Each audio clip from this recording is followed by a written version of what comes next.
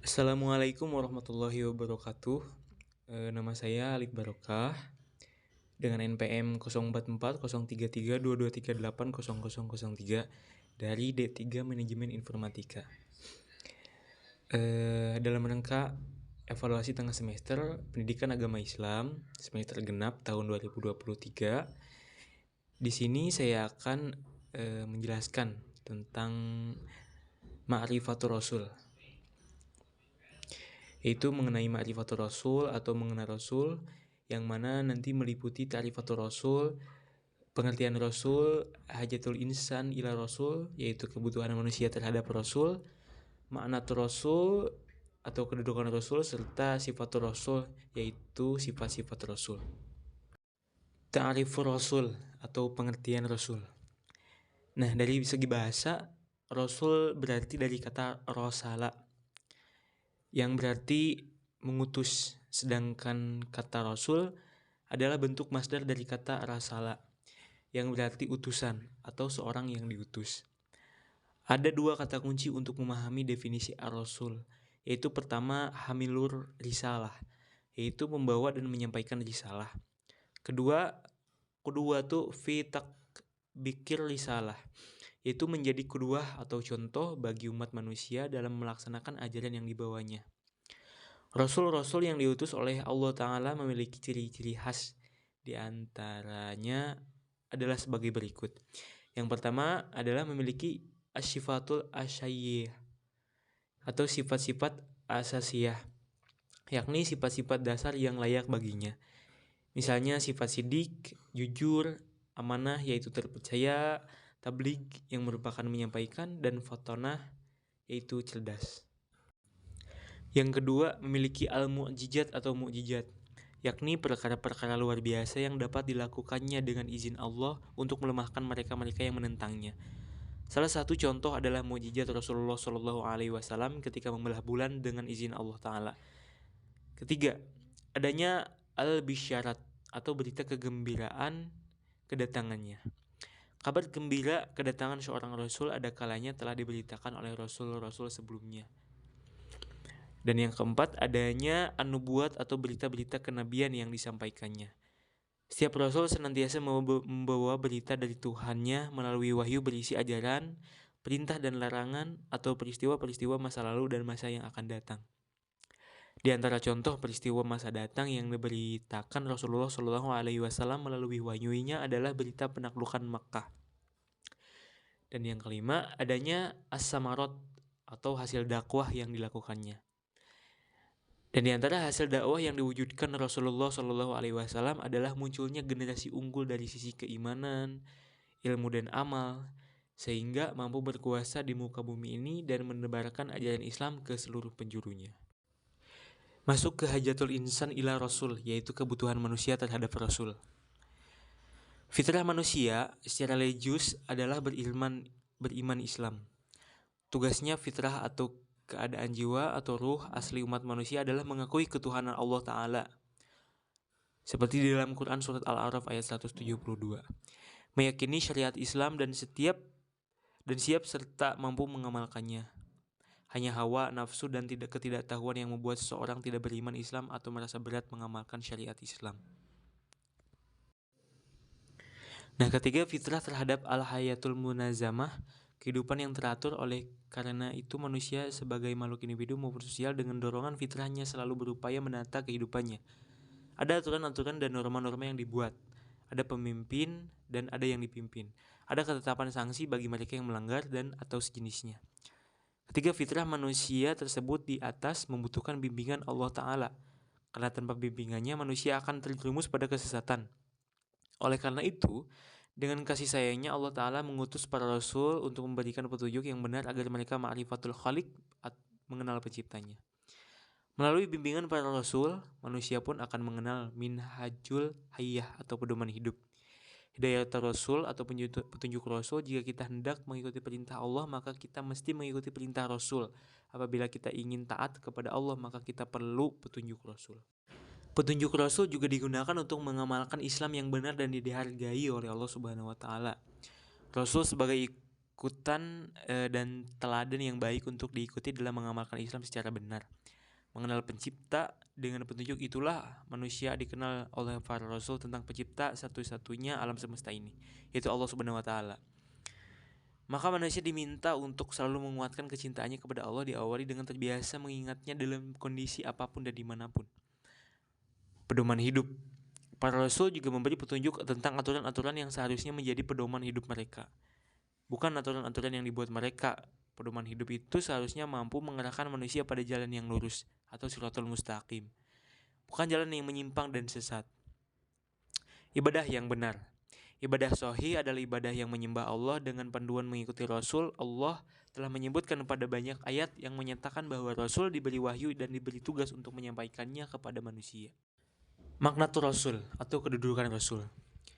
Kedudukan Rasulullah Muhammad SAW memiliki kedudukan yang istimewa bagi umat Islam. Namun kedudukan beliau yang istimewa itu tidak disikapi oleh umat Islam dengan sikap ghulu atau berlebihan. Beliau adalah manusia biasa, insanan, memiliki garis keturunan nasaban dan berjasad atau jisman. Untuk mengetahui Nabi SAW sebagai hamba atau manusia biasa, dapat kita ketahui secara pasti dari As-Siratun Nabawiyah atau perjalanan hidup Nabi, khususnya di dalam Fiqhus Sirah atau kajian tentang perjalanan hidup beliau. Memiliki nasab. Rasulullah SAW juga merupakan anak dari bapaknya dan seterusnya, akan tetapi Rasulullah SAW lahir dari keluarga yang bersih dari zina di tengah masyarakat yang kotor di Mekah.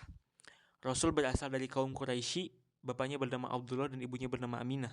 Beliau mempunyai keluarga dan keturunan yang jelas. Begitupun tentang sejarah kelahiran dan asal-usulnya. Sejarah yang menjelaskan bagaimana Nabi dibesarkan sehingga menjadi Rasul yang juga banyak terdapat di berbagai buku sirah Nabi. Memiliki jasad. Imam Tirmizi mengumpulkan hadis-hadis yang berkenan dengan jasad Rasulullah SAW dalam kitab Syama'il Muhammad SAW. Manusia yang paling tampan adalah Adam alaihissalam karena Allah langsung menciptakan dengan tangannya dan meniupkan rohnya. Wanita yang paling cantik adalah Hawa. Tidak ada yang menyerupainya kecuali Sarah, istri Nabi Ibrahim alaihissalam. Nabi Yusuf alaihissalam dikaruniai setengah ketampanan Adam alaihissalam. Keistimewaan sirah nabawiyah. Yang pertama, sejarah hidup Nabi Muhammad paling benar dibandingkan dengan sejarah hidup nabi-nabi yang lain dan dengan biografi tokoh-tokoh masyarakat yang ada. Sejarah hidup Rasulullah sampai ke tangan kita melalui jalur ilmiah yang paling terpercaya dan pasti, sehingga fakta-fakta dan peristiwa-peristiwanya tidak mungkin diragukan. Yang kedua, fase-fase sejarah hidup Nabi Muhammad SAW jelas adanya, yakni sejak dari perkawinan ayahnya Abdullah dengan ibunya Aminah sampai dengan waktunya wafat dan lain sebagainya. Nabi Muhammad SAW adalah Rasul di antara para Rasul. Kedudukan kedua dari Nabi Muhammad SAW adalah sebagai Rasul di antara para Rasul yang lain, seorang dari Rasul-Rasul. Ketika beliau SAW menerima wahyu yang pertama, Muhammad itu tidak lain hanyalah seorang Rasul. Menyampaikan misi. Sebagai Rasul, maka beliau SAW menyampaikan risalah yang ditugaskan oleh Allah kepadanya. Tugas ini adalah tugas yang sangat berat. Padahal beliau SAW telah menunaikan semua risalah dengan sempurna-sempurna penunaian. Memimpin umat. Tugas ketiga dari Rasulullah adalah sebagai pemimpin umat Islam. Beliau SAW adalah pemimpin yang sempurna, pemimpin keluarga, pemimpin negara. Muhammad SAW adalah sunnah. Karena as-sunnah menurut definisi ahli hadis, setiap yang berasal dari Nabi SAW baik. Perkataan, sunnah qauliyah, perbuatan, sunnah fi'liyah, maupun ketetapan, sunnah takririyah. Jadi apa yang terjadi pada diri Nabi ada efek hukumannya. As-sunnah sebagai sumber. As-sunnah berkedudukan sebagai sumber pada tiga hal. Yang pertama sumber hukum, kedua setelah Al-Quran, yang kedua sumber sirah, yang ketiga sumber dakwah. Karena itu penting untuk memahami as-sunnah atau al-hadis. Sifatul Rasul atau sifat-sifat dari Rasul. Sifat Rasulullah SAW, karena Rasul adalah manusia istimewa yang dipilih oleh Allah sebagai utusannya, maka tentu Rasul memiliki sifat-sifat yang unggul. Ini untuk mendukung keberhasilan penyampaian risalah, penunaian amanah, dan memimpin umat. Sifat manusiawi. Rasulullah SAW adalah bangsa manusia seutuhnya. Oleh karena itu Rasulullah SAW dan para rasul lainnya sama sekali tidak berkuasa mendatangkan ayat, petunjuk, mukjizat, keajaiban-keajaiban atau apapun namanya, kecuali dengan izin Allah Ta'ala. Terpelihara dari kesalahan. Biasanya disebut dengan ma'syum. Bukan berarti tidak pernah salah, tetapi kalau salah langsung diluruskan atau ditegur oleh Allah Subhanahu wa Ta'ala. Teguran tentang cara dakwah Rasul yang lebih mementingkan ketokohan bukan pada orang yang siap menerima perubahan. Benar atau sidik, apa yang disampaikan selalu benar. Bukan dusta, tak pernah sekalipun beliau berdusta bahkan ketika bergurau. Cerdas, fatonah berarti cerdas. Seorang Rasul adalah manusia pilihan yang memiliki kecerdasan yang tinggi. Hal ini tentunya sangat dibutuhkan dalam menjelaskan tugas dari Allah Subhanahu wa Ta'ala. Oleh karena itu, wajar jika Rasulullah pun punya banyak peran semasa hidup. Beliau berperan sebagai tokoh Islam, pemimpin, pebisnis, panglima perang, hingga politisi. Termasuk kesempurnaan yang harus dimiliki seorang Rasul adalah kecerdasan. Yang ketiga adalah amanah. Sebelum masa kenabian, Muhammad telah dipercaya masyarakat sehingga mereka menitipkan harta benda berharga kepadanya. Mereka menjulukinya sebagai Al-Amin yang menjaga amanah kepada umatnya Muhammad SAW. Pesan Nabi tentang amanah, beliau SAW adalah manusia yang paling amanah sehingga selalu memberikan penekanan terhadap masalah ini. Yang terakhir adalah menyampaikan apapun yang datang dari Allah, meskipun berkenaan dengan teguran Allah kepada diri beliau sampaikan kepada umatnya. Rasulullah SAW menyampaikan perintah dan larangan Allah Subhanahu wa Ta'ala. Tak ada sesuatu yang disembunyikan Nabi Muhammad SAW. Segalanya disampaikan kepada umat. Dalam menyampaikan perintah Allah itu, beliau tidak takut kepada siapapun karena Allah sudah melindunginya dari kejahatan manusia. Komitmen. Komitmen ini ditunjukkan dengan keteladanan dalam semua amalan. Kalau mengajak zuhud, beliau yang rumahnya sundul kepala, dapurnya berhari-hari tidak ngepul, bahkan mengganjal lambungnya dengan batu demi menahan lapar. Kalau mengajak berjihad, beliaulah yang terdepan. Bila ada suatu hal yang mengancam keselamatan kaumnya, kalau mengajak ibadah, beliaulah yang salat malam hingga kakinya memat dan bengkak-bengkak. Dakwah perlu iltizam. Mengikuti dakwah Rasulullah memerlukan iltizam atau komitmen agar gerak dakwah dapat terus maju. Akan tetapi karena jalan dakwah itu panjang jalannya, sedikit orang yang mau mengembannya, banyak cobaannya, maka tidak sedikit yang berguguran di jalan dakwah. Akhlak yang agung. Ketujuh sifat tersebut membuktikan bahwa Nabi Muhammad SAW memiliki akhlak yang agung. Ini bukan pengakuan beliau, tetapi pengakuan dari Allah Subhanahu wa Ta'ala sebagaimana dalam Al-Quran surat Al-Qalam ayat 4. Akhlaknya Al-Quran. Akhlak yang agung itu adalah akhlak Al-Quran. Semua perkataan dan perbuatan beliau SAW adalah apa yang ada dalam Al-Quran. Beliau memiliki akhlakul Quran atau akhlak Quran, sebagaimana disampaikan istrinya Aisyah radhiyallahu anha, teladan yang baik. Wajar kalau kemudian beliau SAW ditetapkan oleh Allah Subhanahu wa Ta'ala sebagai teladan yang baik. Idolanya bukan artis, pemain bola atau lainnya. Idolanya adalah Rasulullah SAW. Maka kewajiban kita selaku umatnya adalah menjadikan beliau sebagai uswatun hasanah atau suri tauladan yang baik.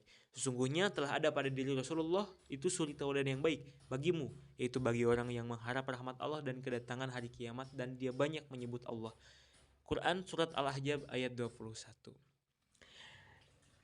Oke, mungkin itu saja yang dapat saya sampaikan pada materi Ma'rifatur Rasul kali ini. Terima kasih sudah menonton. Wassalamualaikum warahmatullahi wabarakatuh.